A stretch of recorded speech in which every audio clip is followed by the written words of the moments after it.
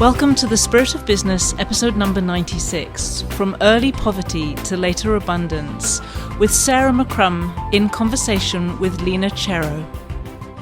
Today, I'm really happy to be in conversation with Lina Chero. We're actually having this conversation because she simply sent me an email the other day telling me a tiny bit of her money story. And I was so intrigued that I thought, why don't I interview you? Why don't we sit down in a conversation together and learn more about it? So I don't know anything about what I'm going to hear today because all I got was like a sentence in an email. So welcome, Lina. And would you like to just start by tell us a little bit about who you are and perhaps a bit of your money story or money background? Well, I am currently still working as a paralegal for a criminal defense attorney, but I'm also finishing my certification as an animal communication and energy healing with John Ranquet. That's a pretty big jump from criminal defense to animal communication, isn't it? Absolutely, it is. But it was a great, beautiful jump because I am grateful I did that. So I'm at the beginning of that career, and it's gonna be like from my transition. I'm in the transition mode right now. Money-wise, it's always been the old story. Only rich people gets money. Money is not something that is good for you. Basically, money is bad. Money makes you bad. It's evil. Where did you grow up? I grew up in Colombia, South America. Yeah. Okay. So is there a very strong culture there around money? Yes, there is. I believe there is. There is a big difference socially. You know, there's the rich and the poor. Middle class now is kind of starting to grow, but it's still not there. So it's basically you're poor or you're rich. So you grow up with that mentality that. And did you grow up on the poor side or the rich side? On the poor side, very poor side. Very poor side. All right. Yes, yes, especially because of the mentality of the culture. Like we're poor, you know, so we're blessed by God because we're poor. Because we're poor, we're gonna be in heaven very quickly. That's pretty much, it's very religious, very Catholic, very very punishment driven. That's what I think. Like, the worse your life goes, the better it will be in the end. When you die, you'll go to heaven. Isn't it extraordinary when you think about it? As I listen to you, it almost gives me chills, just listening to that, to think of the power of that being taught through religion to every little child, every family, that really the more you suffer, the more God will favor you. Yes. Yeah. So you feel privilege because, we're poor, but we're gonna be better. We're gonna be better than everybody else because we don't have anything. That means we're gonna get there quickly. We're gonna get to heaven quickly. And what happens to that natural desire? I think it's a natural desire that human beings have for abundance. It's not necessary to be very rich or, to be a multimillionaire. I don't think that that's particularly natural to humans. I think some people become very rich and some people become multimillionaires. But I do feel that we have this kind of longing to experience abundance. What do you do with that if you grow up in a culture that is so anti any kind of wealth? Well, first you have to get rid of the guilt. Because a Catholic, everything is bad, everything is a sin. If you think about obtaining things and being better, then, well, you're kind of coming out of that little square box where you're supposed to be. So you have to go against, the beliefs and people. And there's a lot of fight against that. From your family, from friends, from, who do you think you are? I heard that a lot. Who do you think you are? You're thinking about going to America and, becoming bad. That's going to be bad for you. I mean, I heard a lot of that. They wanted to keep you in that little box. So when you try to get out of the box, you had to fight a lot. So can you tell us a little bit about that fight? Because obviously you did go to America, because I know you're in America now. So you made that transition, and presumably there was something you were looking for that you felt you couldn't find at home. What was that? Well, so actually, the funny part is that I was born in America. Ah, My parents were here when I was born, and then they divorced, and I went back to Colombia with my mother when I was a toddler, um, because she couldn't take it anymore. She couldn't live here. So I grew up there.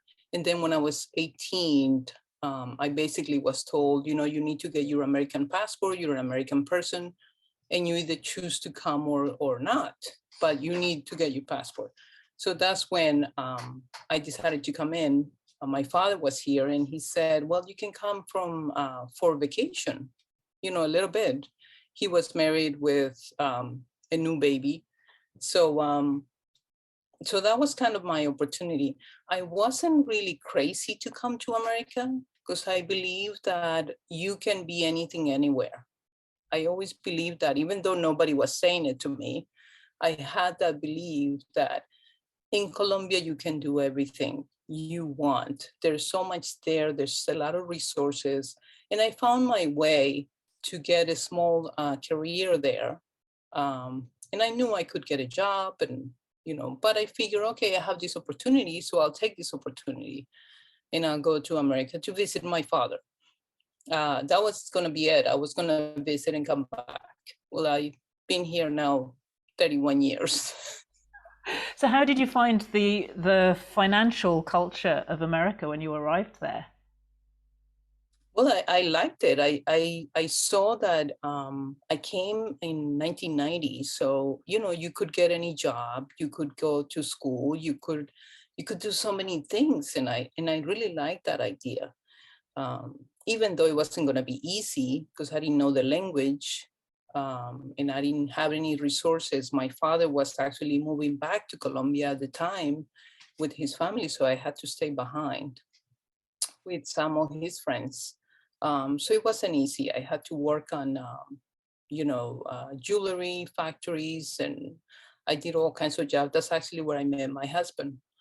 Um, I remember my first pay was $4.20 an hour, you know, but I figure, you know, there's so much that I can do here. Even though it's not going to be easy, I figure I'm a hard worker. I always been. I've been working since very young. Um, and I had no problem with that. And I figured I could see here that I could work and get something out of it quickly. So that's really interesting because you started off talking about how being poor was like the quick way to heaven. So there was some, it seems like there was some kind of, what's the word? Like there was some message in you around the quick way to get somewhere. And now you see that America gives you a quick way because you can work hard. It's a really similar message in a way, isn't it? I can work hard so then I can get some quick reward for it. Yeah, absolutely. Yeah, you were getting it. You were right. I didn't see it that way, but yeah, you would get a reward. Um, and then I kind of pushed back that. I always push back that religious Catholic belief that, you know, you can't do anything is bad if you think that you can do more. You know, I really quickly pushed that off. Even though I consider myself Catholic, I still push it off. I figure, you know what? I think you deserve the best. Why not? And do you have any idea where that came from? That sense of deserving the best? I think I always had it, even though I don't remember members of my family saying that to me. There was always somebody, friends, you know, somebody who always wanted something better for you, who told me that. But I felt like I always had it in me, that belief that you can do better, and you can be better, and you deserve better things. That's beautiful. Thank you. So, did you have a kind of traditional you met your husband and then he made lots of money, or how did your money story go with marriage? No, we met, and then he is a jeweler. He's always been a jeweler. So he didn't make a lot of money at first. He did good. Has always done good. Um, but then he supported me a lot too. The both of us worked together. I went to school. I went to college. I had my paralegal studies degree, associates, and I always been working in offices 9 to 5, customer service, and then legal assistant, and then office managers, and so anything office I've done. Paralegal, so that's kind of my money. So we're kind of in the middle class point. The house, we have 2 children, the car, the dogs. A dog under your hand right now, I'm guessing. Yeah. Yes, right here. I have 2, but there's the one that needs to be touched at all times. Yeah. So that's kind of my money. It's always been the 9 to 5. And then, just recently, I'm going to say about 3 years ago, I kind of started my spiritual path. I think I always was spiritual, but I kind of found that entrance into that world, mainly through Joan. Through Joan Ranquet. Yes. Who teaches animal communication and energy healing. So we'll come to that in a moment. But just before we get there, I'm curious, did you experience fulfillment in the 9 to 5 world where you were working? I did. I've always been attracted to law, and I worked in law offices. I've done family law, civil law. Now I'm in criminal defense, and yes, so I was attracted to it. I always like to organize, solve problems, fix things. I'm very good at prioritizing and getting people organized and getting people where they need to go or what they need to do. And I'm very good at calming people in situations of crisis. So they come in, obviously nobody goes to a law office for a happy reason. So I think I'm very good at controlling the situation from day one until all the way to the end. So yes, I did find lots of fulfillment. It's something that I like to do, I enjoy doing, and I think I'm good at. Beautiful. So what made you start to move in this direction of learning something so different, the animal communication, and it's such a different world from the law? Well, I always loved animals, nature, the planet. I believe they have their own life, their own energy. I always believed that in spirits, in angels. I had a little bit of that, I believe, all my life, but I was never in touch of it until now. And I started taking a class at a township, one of those adult evening classes about angels and energy and all this, with someone who has done it for like over 30 years. And so I started just with a few that. years ago. Yes, this was I'm gonna say about 4 years now. And that kind of opened this door. And as you know, you start with one thing and then you meet this other person and then you run into this other class and then so next thing you know, you're involved in all these things. And then I found Joan Ranquet, and that's how I got into her master program. So did you know you wanted to work with animals, or Yes. You knew that before? Yeah, well, as a child, I wanted to be a vet, because you love animals. So therefore, naturally, you want to be a vet. But obviously that didn't happen. So I thought, okay, well, this is the next thing. This is the next better thing, to be able to communicate and to help animals in a different way. And I thought it was a great choice. Although I believe that Joan, when we had that interview, it was almost like she dragged me into it because I was so scared. it was a scary jump. It's like you say, it's a complete different world. And it was not easy at first for me to make the decision, but I am glad I did. Yes, I noticed that a lot of people who wanted to be a vet when they were young kind of are naturally attracted to this kind of work with animals, and a lot of people who wanted to be a nurse or a doctor when they were young and didn't become that are actually really natural healers of people. Right. It's at least I see that in my world. My world is very biased, but I just noticed that pattern. So it feels like we know when we're young something that we want, but sometimes we look out in the world and we don't know. Like vet's the only person who works with animals that you ever see, so you think you have to be a vet. You don't Exactly. realize there are other ways. Right. Yeah, yeah. So I'm really curious about the money story because I meet a lot of women like you who've decided to follow their heart, really, and change the work that they're doing. Some of them maybe left the corporate world before they had children and then said they never wanted to go back.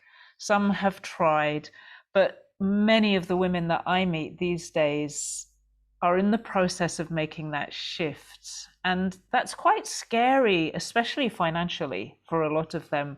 So I'm curious what your thoughts have been over the last few years as you start to approach the possibility of this becoming a career rather than just some study, and how your money story has emerged. Yeah, so I figure at first this was going to be something I was going to do on the side. And again, it's starting very slowly. I'm starting, my page and social media and things like that. But I'm seeing it more and more as something that I can do full time, and basically that I'm gonna need to do full time, because you get pulled so much into it, and it's almost like life has no sense unless you do that full time. So in heading into that direction, we started thinking about, well, my husband is getting close to early retirement. He's 58. So we started thinking about, okay, what are we going to do? And then it came the idea of the farm in Colombia, in South America, the area where I grew up, which is where the coffee comes from. The city is called Armenia, and it's one of the 3 cities where the coffee is exported from. Um, and the weather is amazing. I mean, it's 75, 80 degrees all year long. You get rain, the soil is beautiful, you can grow anything, you can pretty much live a very good life there. So that's where we started planning this, the purchase of the farm, the little farmhouse in Colombia. And that's kind of the first step towards an easier, better life into what will be for us, well, for my husband, a retirement. For me, the realization of what I want to do with animal communication. And not only that, but I also want to work on helping nature, helping people become more organic. We have farmers markets there too. I have been looking into a program to make our own beauty products out of organic items from the farm, which seems to be something that can be done. I thought it would be so much more difficult than it really is.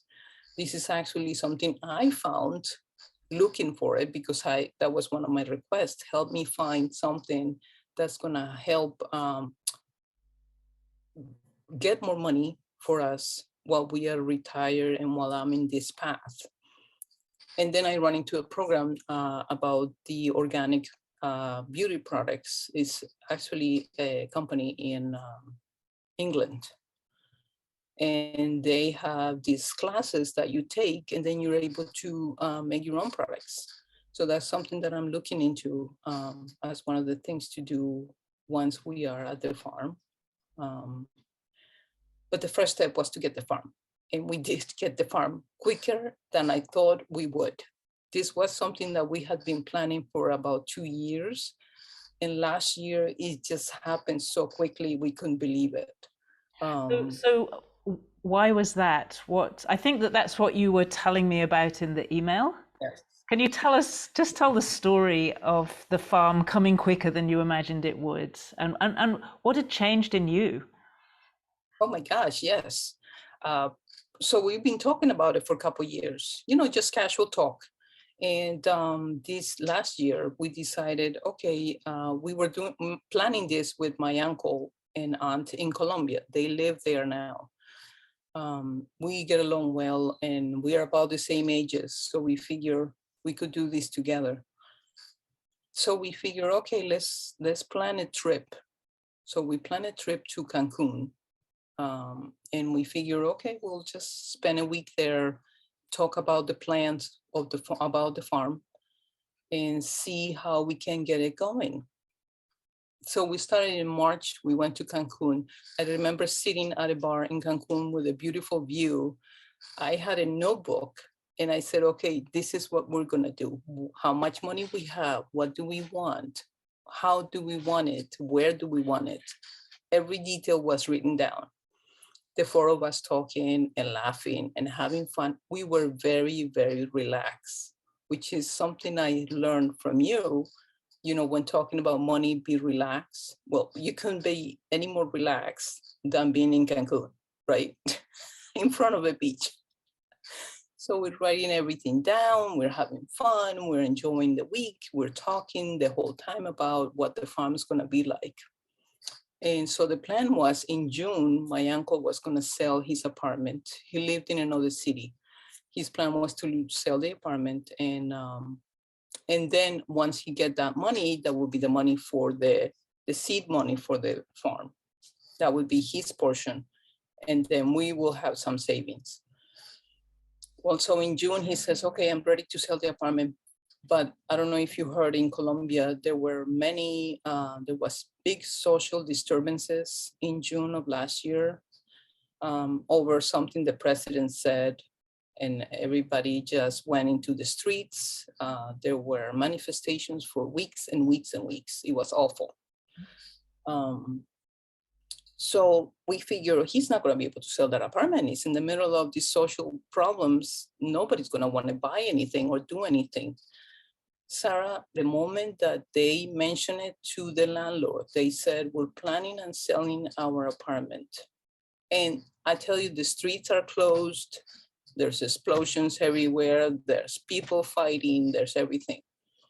2 weeks later, they found someone who just came in with more money than they had asked for, and they bought their apartment. This person bought their apartment in the middle of all this chaos. We were stunned. Like, they couldn't believe it. They're like, he's giving us cash. He's giving us more money than we asked for. We're ready to go now. So they went to Armenia where we wanted to get the farm, and they started looking for the farm. Well, a couple of weeks later, they found the perfect one, but we were still looking. You know how it is. You find a place, but you think maybe this is not the right one. Let's see some more. They saw some more, but they said, no, definitely the one that we saw, the second one we saw, we think is the right one for what we're looking for. And so we made the offer, and the lady took the offer, and then from there, it was like, from the moment my uncle sold his apartment in June, we were signing a deed in September. And it couldn't just go any better. We couldn't believe it. We're still like walking on cloud nine here.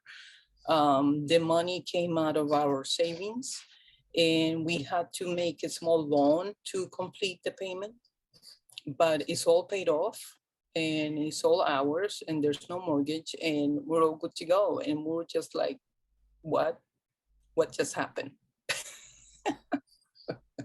What did just happen? Yeah, right. It was just absolutely amazing. We were able to find it with the money, just a little bit more of what we had calculated from the beginning. But just what we wanted, everything that we wanted. There's still some stuff that needs tweaking, as always. You have a property, you know how that goes. but we are absolutely amazed. I am nothing but grateful. And every day I do all my meditations and I do all my thank yous and my I can't believe it, and still making all my other requests because there's more coming, as we know, and I have faith that there is more coming. But we're still like I said, we're still like flying in this cloud. And actually, it's funny that you made this interview today. We are traveling there this Sunday. Wow. We're going to visit for a week because we were there Perfect just a few timing. days. Yeah. Yeah. So I'm really curious, Lino. Are there other things that you feel, you mentioned relaxation and you were obviously enjoying, and I'm always teaching people about relaxation and enjoyment in relation to money. Are there other really important things that you've learned about money this last year or two? Oh my gosh, so many. There was so many things. My my my opinion of money had changed a million ways. Um, the fact that I used to be so stressed out many times about money. Now I am more relaxed and I know that I just need to let things happen. I know that everything is going to happen for the better. Um, but I learned to relax. I learned to accept things the way they come. I learned to let go if I need to let go, because that was one of the things when we were having a little bit of problems with the farm transaction. Uh, Moving money internationally is not an easy thing to do, I tell you. So that was a little bit stressful, but it came down to, if this is for my highest good, it will happen. If it's not for my highest good, then it's not going to happen. And then I'm going to let it go. And then I'm going to move on to the next thing. So, yes, there was much learning. How do you see money now? Like, what is money to you? Money is my buddy. He is my friend, he or she, because I call it he, she. Um, is an angel, is the energy that's always there for me. And that always had been there for me, because I look back and I think, look at all the things that I've done, and there's always an answer to the request. Um, Even though I've been asking sometimes, crying desperately, going insane, but I have always had money. Not millions, but I had always had what I need and more. So she has always been there for me. You know, So is it possible to be a good person and to have money? oh, have money, yes, and have things and enjoy life and be happy. You don't have to be miserable and crying. You don't have to be on the cross all the time. You can get off the cross and be happy, And not feel guilty? not feel guilty, and go to heaven. I believe that. Yes. Is heaven here or there or both? Exactly. Yes, you can. Uh, Needless to say, I'm not a Catholic anymore. I consider myself spiritual, um, but not a Catholic anymore. Not of any religion, basically, but all of them. Because I think It being feels to me like you spiritual. have the essence without the some of the stuff that weighs it down. Thank you. Yes, I'm still working on it, because that guilt really, is drilled in your brain. Um, but I think I'm doing a lot better now. Well, Lina, I so appreciate this interview. It's actually such a beautiful story, from that Catholic beginning to this sense of abundance and happiness, and just what I feel that human beings really long to experience, which is simple. What you're describing is simple, it's beautiful, it's not unrealistic. You know that there will be challenges. You've still got to figure out, how to buy some things for the farm and all of that. But just such a sense of, yes, just like you believed when you were young, that you could be anywhere, anybody, anywhere. Yes, and I do believe that anybody can have anything they want. I do believe it. And it doesn't have to look like a millionaire, that you see in the magazines. We don't have to be millionaires, but just be happy with what we have and what we get every day. And that alone, I believe, will bring you more and more. Beautiful. Well, it's a wonderful example. I'm really grateful to you for sending me that email and just Oh, thank indicating to me that somehow, because of the change you'd made in your relationship with money, it had enabled you to buy your farm in Colombia. And that's what made me so curious. And yeah. really, I'm so glad to have heard the full story. And thank you for sharing it with us. And thank you for taking the time to talk to me, Sarah. I really love you. Everything you do, I love it. Thank you.